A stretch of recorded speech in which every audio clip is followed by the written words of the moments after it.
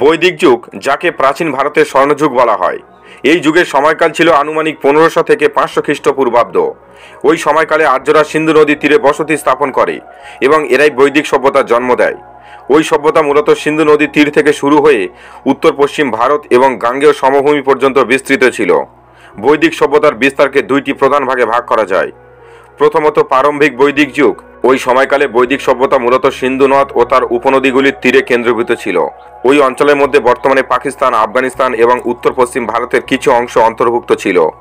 এই যুগে আর্যরা পঞ্চনদ অঞ্চলে বসতি স্থাপন করে এবং ওই পঞ্চনদ হল শতুদ্র, বিপাশা, রাভি, চন্দ্রভাগা এবং বিতাস্তা। এছাড়াও দ্বিতীয়ত, পরবর্তী বৈদিক যুগ। ওই সময়কালে বৈদিক সভ্যতা পূর্ব দিকে গাঙ্গেয় সমভূমি পর্যন্ত প্রসারিত হয়। ওই অঞ্চলের মধ্যে বর্তমানে উত্তরপ্রদেশ, বিহার এবং বাংলার কিছু অংশ অন্তর্ভুক্ত ছিল। পরবর্তী বৈদিক যুগে আর্যরা পূর্ব দিকে অগ্রসর হয়ে কুরুক্ষেত্র, কোশল, মগধ প্রভৃতি অঞ্চলে বসতি স্থাপন করে। প্রারম্ভিক বৈদিক যুগে সিন্ধু ছিল প্রধান নদী। পরবর্তী বৈদিক যুগে গঙ্গা অত্যন্ত গুরুত্বপূর্ণ হয়ে ওঠে। বৈদিক সভ্যতা ভারতীয় উপমহাদেশের ইতিহাসে একটি গুরুত্বপূর্ণ অধ্যায়। এই সভ্যতা ভারতীয় সংস্কৃতি, ধর্ম এবং দর্শনের ভিত্তি স্থাপন করে। বৈদিক যুগে বেদ রচিত হয়, যা মূলত ঋগ্বেদ, সামবেদ, যজুর্বেদ এবং অথর্ববেদ। বেদগুলি আর্যদের ধর্মীয় ও সামাজিক জীবনের প্রধান উৎস ছিল। বেদগুলিতে যাগযজ্ঞের নিয়মাবলী এবং দার্শনিক চিন্তাভাবনা লিপিবদ্ধ আছে। বৈদিক সমাজ ছিল মূলত কৃষি ও পশুপালন ভিত্তিক। সমাজে 4টি বর্ণে বিভক্ত ছিল: ব্রাহ্মণ, ক্ষত্রিয়, বৈশ্য ও শূদ্র। পরিবার ছিল সমাজের মূল একক এবং পিতৃতান্ত্রিক ছিল। ওই সভ্যতার প্রধান দেবতা ছিল ইন্দ্র, অগ্নি, বরুণ, সূর্য এবং সোম। যাগযজ্ঞ ছিল ধর্মীয় আচার অনুষ্ঠানের প্রধান অংশ। বৈদিক যুগে ভারতীয় সংস্কৃতি, ধর্ম, দর্শন এবং সাহিত্যের বিকাশের গভীর প্রভাব পড়েছিল এবং এই যুগে রচিত বেদের জ্ঞান ও দর্শন আজও ভারতীয় চিন্তাধারায় গুরুত্বপূর্ণ ভূমিকা রাখে। বৈদিক যুগের সামাজিক কাঠামো পরবর্তীকালে ভারতীয় সমাজকে প্রভাবিত করে। বৈদিক যুগ ভারতীয় ইতিহাসের একটি গুরুত্বপূর্ণ অধ্যায়, যা ভারতীয় সভ্যতা ও সংস্কৃতির বিকাশের গভীর প্রভাব ফেলেছিল। এই যুগের শিক্ষা ব্যবস্থা ছিল গুরুকেন্দ্রিক। ওই সময়ে শিক্ষা ব্যবস্থার মূল লক্ষ্য ছিল ছাত্রদের নৈতিক, আধ্যাত্মিক এবং বৌদ্ধিক বিকাশ ঘটানো। ও শিক্ষা প্রতিষ্ঠান বলতে গুরুকুল, যা মূলত গুরুর আশ্রমকে বোঝাতো। উপনয়নের পর শিক্ষার জন্য শিষ্যরা গুরুগৃহে সমবেত হতো।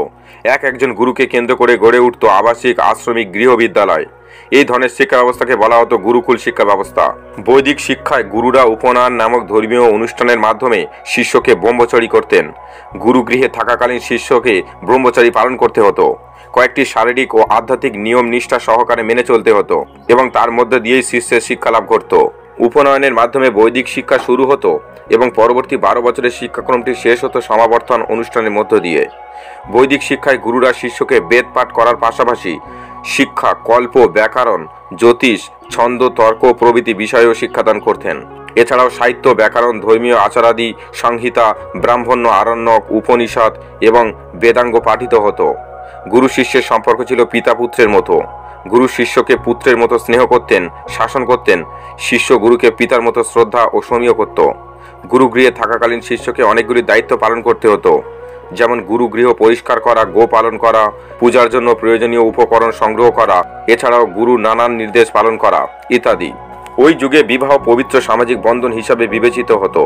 বিবাহের মাধ্যমে বংশ পরম্পরা রক্ষা এবং সামাজিক স্থিতিশীলতা বজায় রাখা হতো এবং 8 প্রকার বিবাহ রীতি প্রচলিত ছিল। তাছাড়াও বৈদিক যুগে বিধবা বিবাহ প্রচলিত ছিল, তবে এর প্রচলন সীমিত ছিল।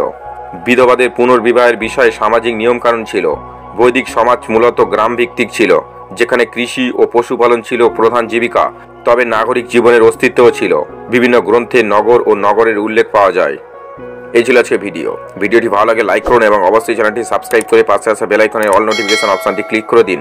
ও পরবর্তী কোন ভিডিও দেখতে চান অবশ্যই কমেন্ট করে জানান।